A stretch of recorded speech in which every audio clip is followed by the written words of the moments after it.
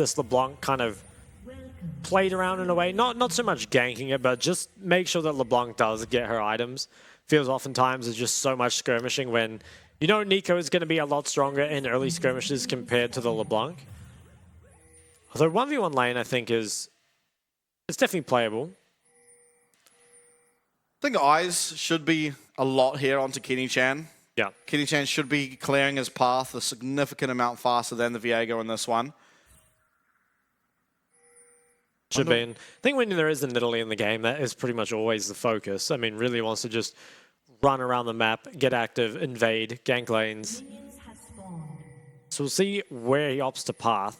They do have a Braum, so if they wanted to do something weird at level 1, they could. It does feel like, though, pathing up towards this Renekton makes a lot of sense. Even though you are against the Cassante, you should have damage early. And this will be maybe they are. Yeah. Yeah, okay. So this is unspotted, and they're going to look to take it away. I kind of like it because I think that contesting a Braum with 2 range champs at level 1 is pretty much impossible. And they are going to get confirmation on it now. The question is, can Kongyue trade? Because I don't think he can. I think the Nidalee is too fast. He's going to try, though. And there is already a ward in the topside river, so this is known about for sure. And Kongyue doesn't have a buff either. He solo started the Raptors. And will it just be a split map? I think the way Kenny Chan's playing it, it will be. But that does maybe make bot lane vulnerable. Imagine if Kenny Chan just went straight up to Kongyue's jungle. You know, while trivial, obviously the Nidalee buffs coming in this patch was movement speed. And while it might be like trivial and laughable when you're talking about solo queue, sorry. It does actually mean quite a lot when it comes to early clearing because it just means you're getting to these camps even faster. Yeah. And Nidalee as well benefits a lot from it from the ganks, especially if you go up towards this Renekton. Having that extra movement speed can mean the spears are a little bit easier to land. Kenny Chan already clearing out the entirety of that bottom side here. Fairly reasonable clear speed here by Kongyue as well, though. Obviously already at the 4 camps while Nidalee only at the 3. It was Nidalee starting a bit later, though, because looking for that invade. Kongyue's going to look top. Solo kill's pretty low. Solo kill does have the slice and dice. Ooh, that was a nice attempt, though. I think it's probably better for him, too, because this is going to be strong side Cassante, at least for the early game. And having flashed down on solo kill means there might be a window for Kongyue to come back after he cleans up his top side. And I want to see where Kenny Chan goes after he finishes up all these camps. He could sprint top and try to defend the dive, but Nidalee, obviously a champ that normally plays for her own tempo, might just try and play for both scuttles or something.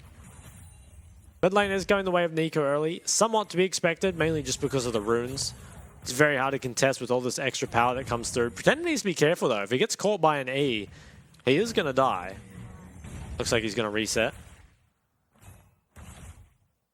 Now, Ward will spot out where Kenny Chan is, and with that, Beyond should play a little bit safer, as it's actually Frank going on the offensive. Betty is going to have his flash forced out. It's traded for a Ghost, but Ghost definitely a significantly shorter cooldown. Trade definitely favoring Frank here, and Betty perhaps getting a little bit too ahead of himself there. Saw the Nidalee, still chose to walk up, gets caught by the wind of Spite, loses a summoner for it. Well, in mid lane, reset has already come out. Tender's just come back off base, and he's already lost a lot of health. Nico just honestly too strong early, and I think 1116. Oh, big trade here that can come out. Ooh. Nice dodge as well. He might have to flash here. Oh my goodness. That was big. I mean, that was definitely a little greedy, and he's going to lose a lot of this wave for it. Even if he can TP back and pick a lot of it up. Kenny Chan? Oh, okay. The blind spear. Blind spear. He has to. Oh, he didn't. I miss the old Kenny Chan. Yeah, doesn't look for it. Now, despite Flash being down here, for both top laners, it is solo kill. Now, looking to proxy the wave, obviously Kenny Chan up on the top side means they feel pretty confident. Dragon spawning. Now, not sure Beyond can really look at it. They do have priority probably given to the mid very shortly, and should maintain that, at least for the time being. But Kenny Chan clearly can get there very quick. Has the tier 1 boots. Quite often we see boots rushed for the Nidalee. Yep. And while the Cassante lane feels pretty ungankable, I think a Nico with no flash could be looked at. There's a lot of gank setup that can come out from the LeBlanc. Kog'Maw going up there. Pretender does still have his flash, but it is Kog'Maw starting out on this dragon, and it's not likely to be spotted out. Maybe they will know Kenny Chan headed in that direction, but likely just here to pick up his Raptors, and it should be first dragon, although... He's trying to sprint to it, but I think it is just gone. Yeah. Nice work here by Beyond, picking themselves up a very early dragon. Definitely is a good time. Really just use that mid-prior that they had there, which is to be expected from the Nico. But question marks will come, I think, around this Herald because Beyond managed to clear that dragon early, so they can swap up to it and should maybe be stronger. At the same time, though, Renekton Nidalee has the potential to just absolutely one-shot, especially Kog'Maw on the Viego. He does not have cleanse, so Flash Stun would definitely take him out. Yeah. Still, though, Pretender's probably not ready to fight. Obviously, the 1v1 lane is quite good for him now, as he's getting more items, but wouldn't say he's favored in those skirmishes, and Kenny Chan might try to take away this blue that's respawning. I think he will be able to, as Kog'Maw is maybe looking for something on the other side of the map. Solo kill feels ungankable, though. Doesn't have the flash, but with the ult, I think he'll be fine. What skin is this Renekton skin, by the way? I don't think I've ever seen it. Maybe Elderwood? I don't know if that's a skin, but looks pretty purple to me. Perhaps. Alright, bot lane, both still haven't recalled. It is the cull for Betty, so despite being weak side, will be slowly picking himself up a little bit more gold than Eminem. I think pace of the game at the moment feels pretty good. If you are Frank, I think the scaling isn't really too much to worry about this game.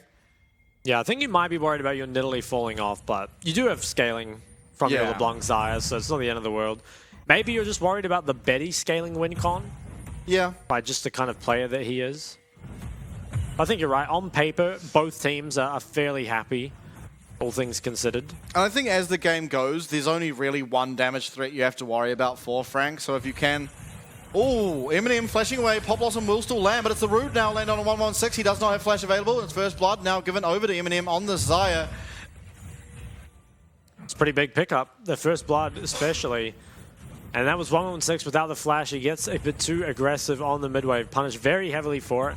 And Frank should get basically everything they want now. They're going to get this Herald. Question is, can they defend this red buff on the bot side?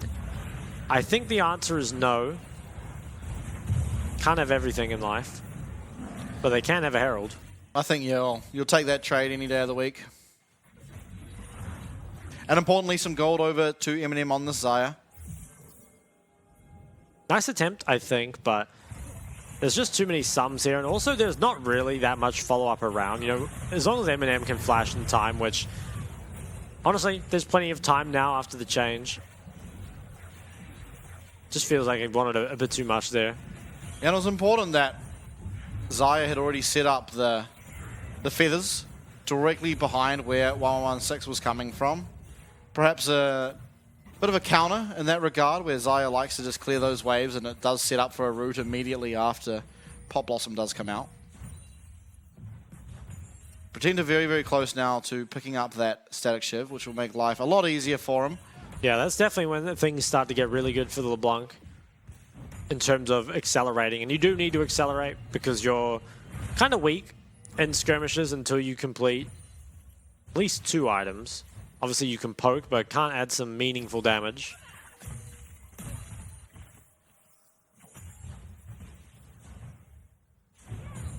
Well, next dragon's in a minute. The Herald is still in Kenny Chan's inventory, so we'll see where he ends up putting it. I think just putting it mid might be the best. Just try and accelerate that LeBlanc further. And also, LeBlanc will be knocking on that tower. Has that Shiv now. And it's going to be... Nico has quite a bit of wave clear, but at some point, Nico's going to be forced to reset. And that's when you're really going to start to feel it on the tower. Because the wave clear is just too much. Trades are starting to become a bit more difficult as well. Cool. Chain lands. And once again, Pretender was one of those guys who was spamming a lot of LeBlanc even before the Shiv. Was clearly very comfortable on the champ. I think that is the difference. You know, some of the LeBlancs we've seen so far looks like They might not be super comfortable on LeBlanc anyway, and we're just kind of forced into playing it with the Shiv. Although LeBlanc has been meta for a lot of League's history, so they should be at least familiar with it, if not comfortable on it. Did you ever play that old LeBlanc, the one that was like... The you know weird how one? Yeah. There was the original LeBlanc, there was the one in between, and then they went back to the original Yeah, LeBlanc. yeah. Did you play the one in the middle? Yeah, yeah. How did you find it? It was actually pretty fun. I wished that was like a different champ, though, you know? I don't even remember how it worked. I think it was like the Q was like Rise E. Right. I think it like spread. And then I think you. Oh, I do remember that. But it had like a timer or something. Yeah, no, I think it was like maybe it was the W that like put the mark down and then the Q popped it. I don't know. Anyway. Yeah. Back we're to fighting. live. Yeah, it is going to be Kenny Chan stunned up, knocked up, and looks like a kill going over. Betty picks up that one. Coming, trying to get himself out of there as the door goes up. Betty running forward pretty fast, but it will just be the one kill found. Betty picks that up, so both AD carries now. The benefactor of a kill each.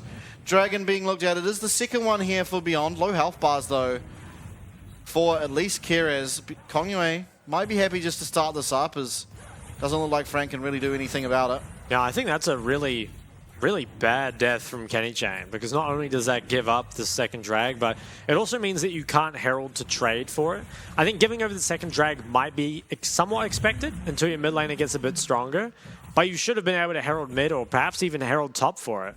Instead, though, Kenny Chan, he's trying to get proactive in this river, and that was a really nice engage that came out of Kerez. And Betty picking up the kill, and the flash wasted is super, super nice. Herald does now come down mid, but there's going to be plenty of members here to defend it. Don't have their attention dragged away by the Dragon, of course, and Pretender does leap forward. Yeah, finding nice trades for himself. Damn. Static Shiv's so fun.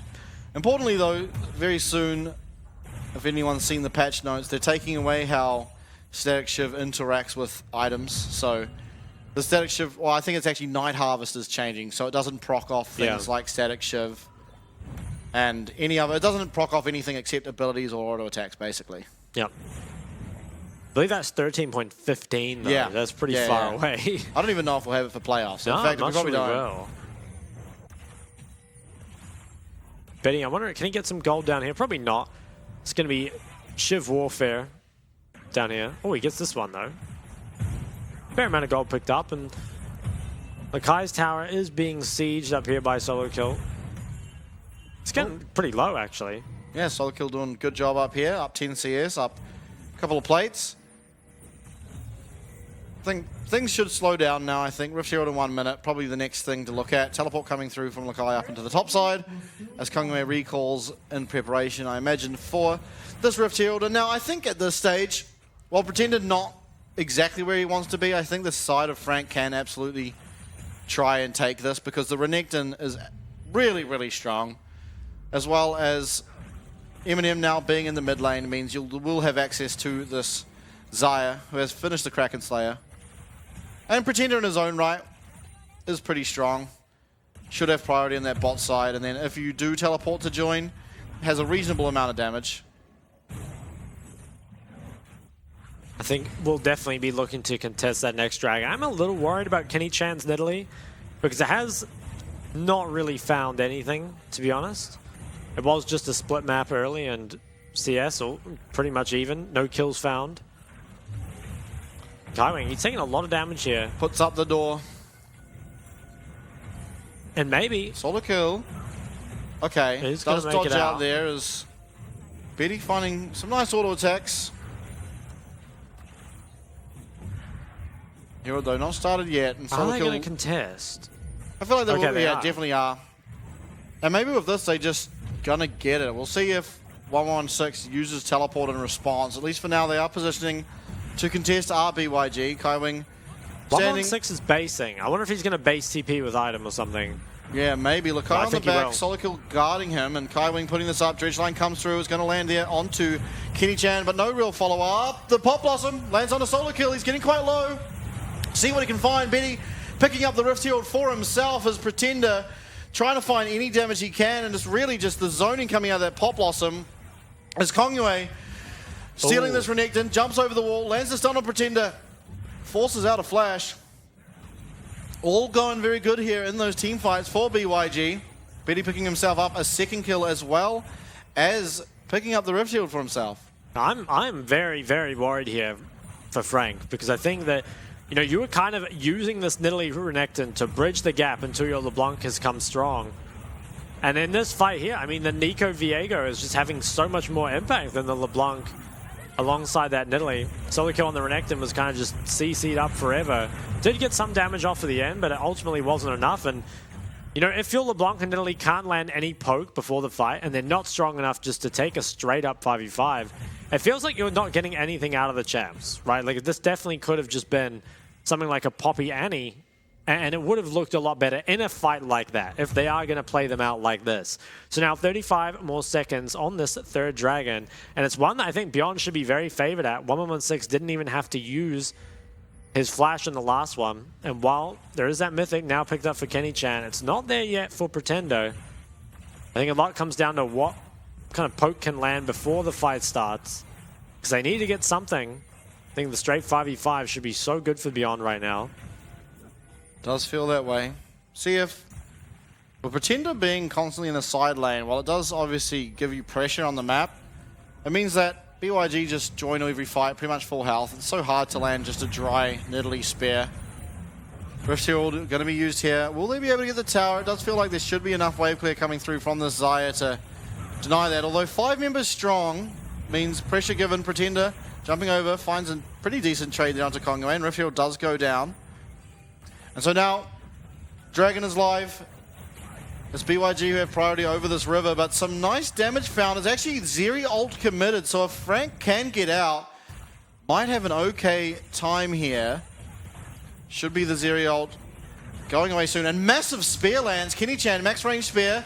That's some good poke and very much needed poke onto Betty, but as Kyrgios jumps over, will keep this Nidalee stunned on up, and solo kill, and the rest of Frank are trying to find something. Betty remaining with those sums. Obviously no ult available, but the health bars are so low here for Frank. Pretender going to have to find some poke. Is just going to face check the bush. Does get taken down. Going into that invisible state as 116 flashes forward.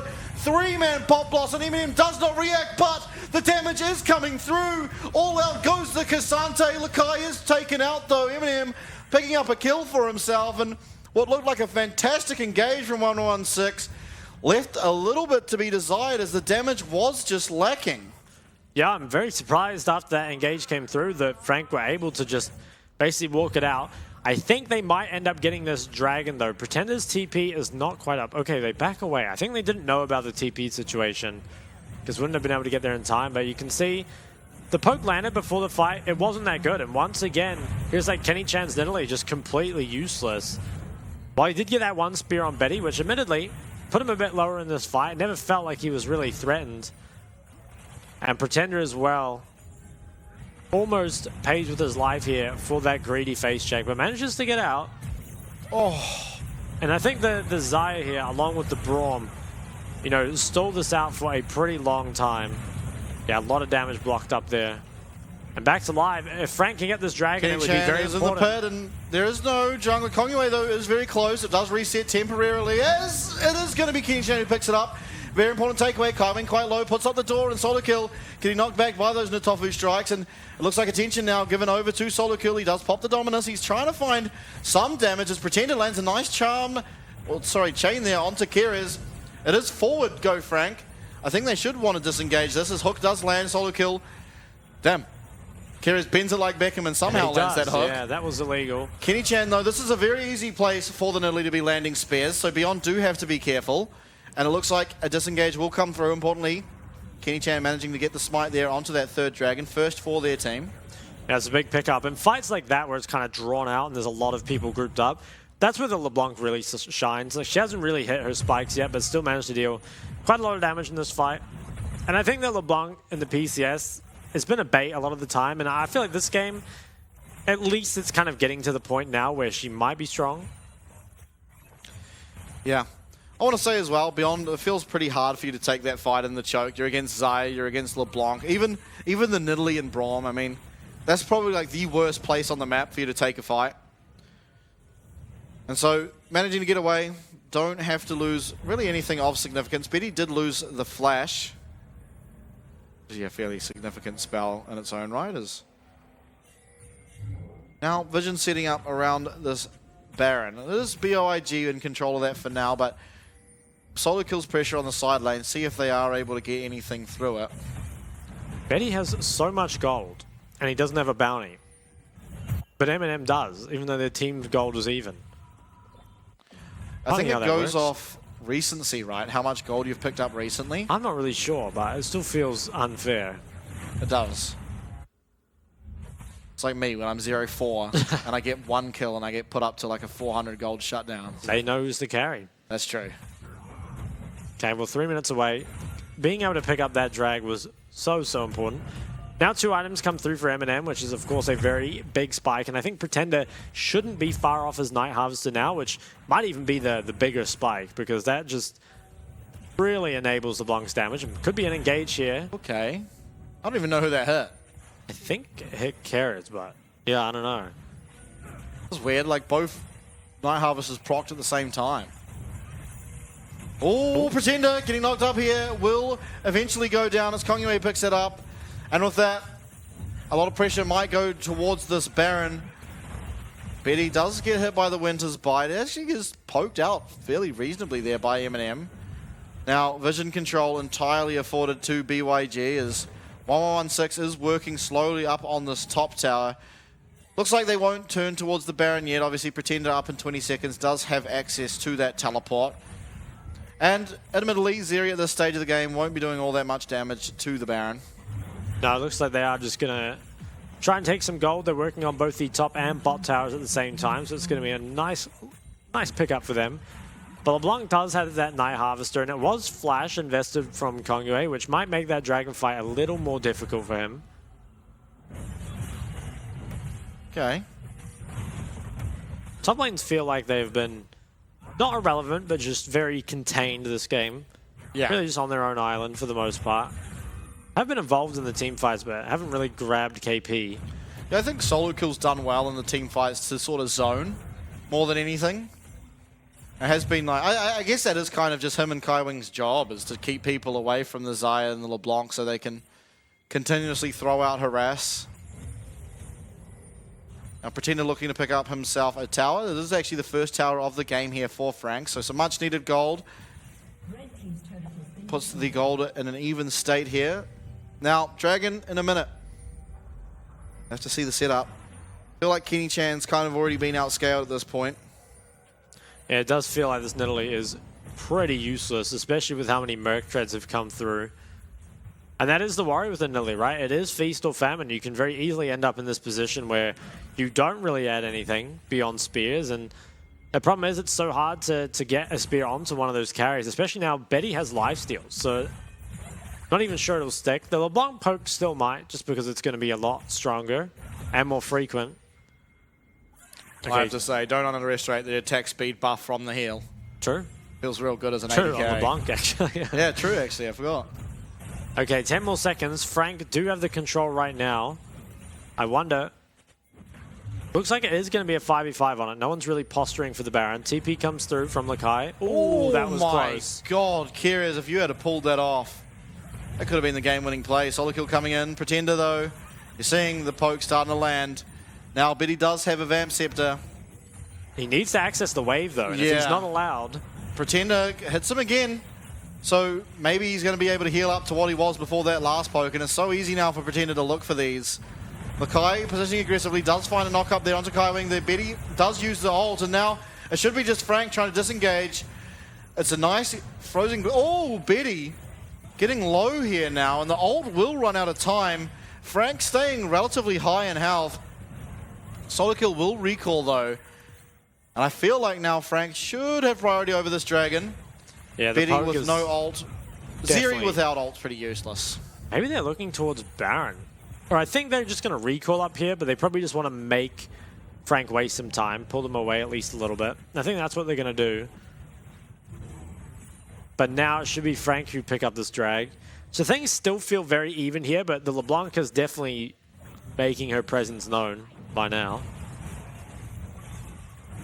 AoE poke is just So annoying. You can't find an engage.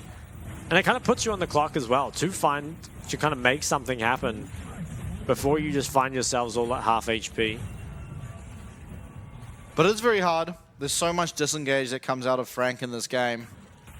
I mean, even just through the Braum. Keres is getting very close to hitting Pretender, though. One of these hooks is going to land. Yeah. Pretender's going to die, and it's going to be Baron. That's pretty much it, right? Is that you have to constantly look for these as Pretender, and you really only have to make one mistake for it to end in disaster. Yeah, it really is. And you could get rooted by Nico, stunned up by Viego, or hooked by Keres. There's so much that can possibly hit you.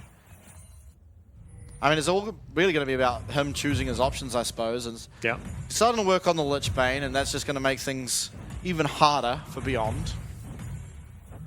He's working on the Lich Bane, but there is a lot of MR. It kind of feels weird because I think it's difficult to go for a Void early as this LeBlanc build, but having it against those Merc Treads would be nice. At the same time, you know, Betty is probably your main target and doesn't have any MR to speak of. He needs to be careful on bot lane. He has a lot of mobility, but in a straight-up fight, it's one that will not be favored. Yeah, and it's not easy as well for Beyond to stack up any magic resist, really, because there is just still so much 80 damage through solo kill and M&M, where if you do go too heavy into magic resist, you will end up just losing because of the Xayah. Kongwei ults his way out, but that will be control over the Baron area lost. And Betty has so much gold. He's at 3 items. Bloodthirster now completed. He's rich. He always ends up just so far ahead of CS. Not sure if that's... I don't even feel like he's taking the jungle CS because... Looks like he might be is very taking high. some mid CS. Yeah, could be. Because 116 is a lot weaker than his counterpart in Pretender, while as Betty... Honestly, Eminem staying relatively even is a little bit behind, but I think those 2 kills going a long way to keep him in this game.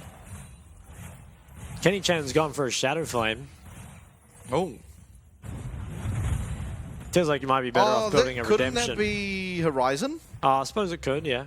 Yeah, because I I'd think be down for that. additional amp tone means it should be, right? Yeah, it should be. Well, that's better than the Shadow Flame, that's for sure. Does it proc off a trap? It should, right? I think it should, but I'm not sure. Because not a whole lot of spears are landing, so it feels like, you know, a lot of it will come from the trap as Kaiwing rooted up there. Takes a bit of damage. Beyond are about to lose their bot tower, though, and they might lose more. LeBlanc does very well in the side lane. Now, she is recalling, I think, for the Lich Bane, so Beyond might start this up and try to pull her away. They are heading They don't know they're on a ward, so they're trying to be sneaky here, and in fact, 116 just takes half his HP for the attempt. Teleport, though, coming in from Pretender. Importantly, he hasn't been able to land any real poke here before this. Kira's going forward. It is onto Kaiwing, though, and that door reducing so much damage. Nice Glacial Fissure there, ensuring a disengage can come through. Betty, though, has held his ult this time, which is so important because if that Zeri ult comes out and the disengage comes through, fight becomes a lot harder for BYG following that. Just a bit of a ulti trade here. Tinder is getting some good poke. I think the Baron still remains a bit of a pipe dream for both teams. While they do have the DPS for it, it's hard to start up. Feels like a lot of poke obviously can come out from Frank, and if you do... Oh, Betty. He's taking a bit of damage here. Yeah. He does have lifesteal, but if Pretender can keep him away from the wave, which honestly he can, if he just kills the wave early and then dashes past it. He's on the Wolves. He's getting his lifesteal. Oh, I don't know if Pretender knew there was a sneaky Cassandra in there or not, but chain lands.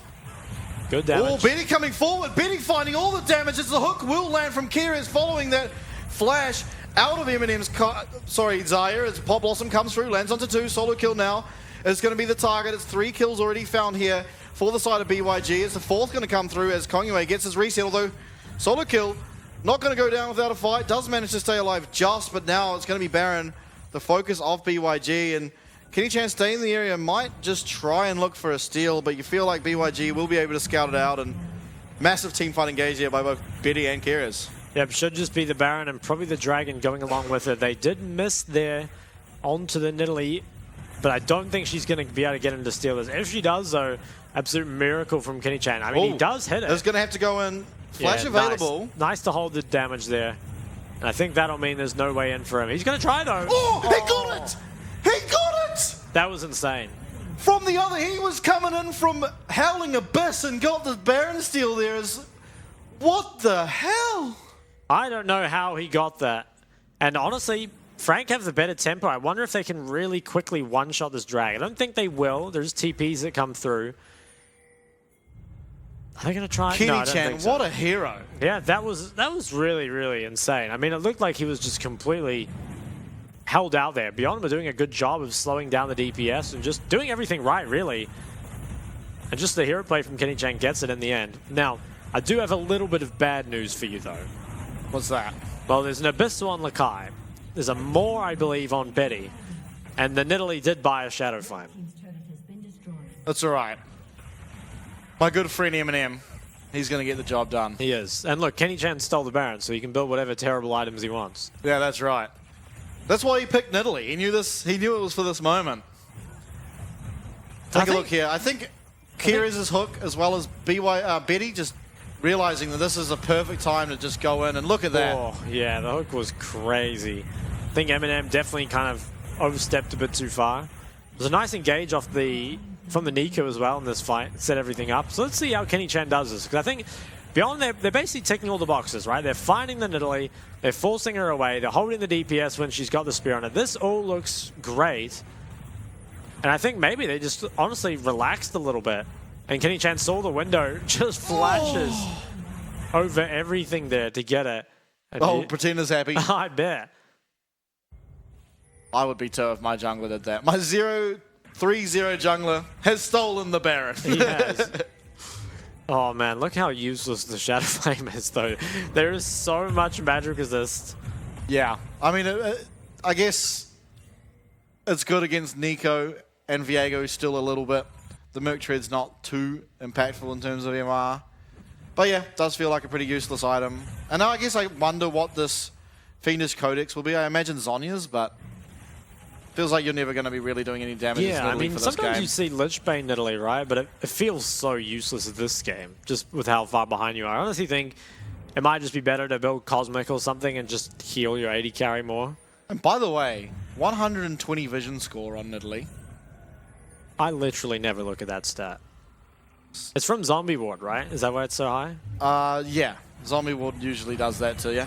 Kaiwing, though, hooked up, will put up the door, and Lakai now looking for him. All out still available as Kaiwing gets very, very low, but does ultimately stay alive. But Betty flips it forward, and that rip back was massive. But Betty survives. The Bloodthirster helping him out massively there as solo kill. Trying to trade one back, but he won't be able to. Oh, he actually will. Another pose. Goes golden, gives us the statue. It is going to be ultimately, though, a 4-for-1 here, or 5-for-1 even, in favor of BYG. And Betty got so low, but not able to be found. That Moor finding so much damage. And yeah, 10k damage there on the Zeri. Betty does this, man. He picks up a hyper carry, and just if the game goes long enough, he's going to take it into his own hands and pull Beyond over the finish line, now, can whether they want do it it or not. Climbing up, 10 seconds, I don't think they can. So. Yeah. But maybe they could go 2 inhibs. They do have a bot wave. I think cool, maybe. Okay, never mind. Definitely There's no not. bot wave. Yeah. Lakai was the bot wave. Damn. I think, importantly, Frank getting a bit too antsy to find vision in that topside jungle. You really can't fight without first landing some poke here from Pretender. Yeah, that really is the thing, right? It feels like Frank's comp, it does require some really nice execution, and they honestly just don't really have it. And look at this damage from Eminem, but not enough. Yeah. Oh. He almost killed Betty there, but He almost killed like 3 people. It was pretty insane. And this is kind of the thing that we were worried a little bit about for Frank's comp. It does require a lot of it, technical execution. You need this LeBlanc and Nidalee to land some poke beforehand. Oh, full build. And that hasn't really been how Frank has been winning games. I mean, they've just been picking, the likes of the Annie or Nico mid lane and just picking a jungler that can fight, right? And then all they really need to do is go forward, right? The Nico Viego that Beyond have picked up is very much a Frank mid jungle. Yeah. And I think they've faltered on high execution comps before. So I guess I was hoping maybe that Frank, after getting some confidence back from winning a lot, would maybe be able to pull this off, but it's looking pretty rough now, as I think no matter what poke you land, Betty heals it up instantly. And there's no void stuff, of course, on the Nidalee, although LeBlanc does have one. Yeah, I was going to say, you'll be pretty impressed with Pretender. He's gone for the cooldown boots as well as the void staff. I do like that. Yeah, he's building good items, this guy. Is it too late, though? I mean, look, he lands minuscule amounts of poke onto Betty. I still think Eminem has a chance in this game. You saw how much damage he possibly can do. He does, but he's down a full item. Yeah. But I think in terms of the game, he's doing alright as the fight breaks out. Kaiwing blocking quite a lot of that damage, and the depth charge will be used here. It does force out that Feather Storm, so the Xayah now feeling pretty weak. Lakai landing the Tofu Strike and so many flashes forward. He does survive for now. Ghost available, but he's not popping it. Kaiwing coming through and all out comes out. Eminem is going to be taken out as well as Kaiwing. It's traded back though. Kenny Chan finding himself one, a solo kill in the middle there. It's another reset though for Kongyue.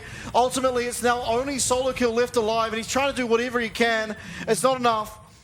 I think game still will continue though. There is a static Shiv left alive and that tends to drown out the game, but it is going to be ultimately there. A 2 for 4 in favor yet again of BYG. They're getting everything they want plus more in these team fights. I'm not sure if Shiv will be enough. There is this super creep here, and Betty is just a bit too strong. He could probably tank up Pretender at this point.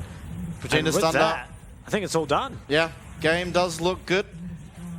And unfortunately, it was really just the execution coming out of Frank was not good enough. And no. Betty, 807, going to be the MVP almost certainly. And I don't know.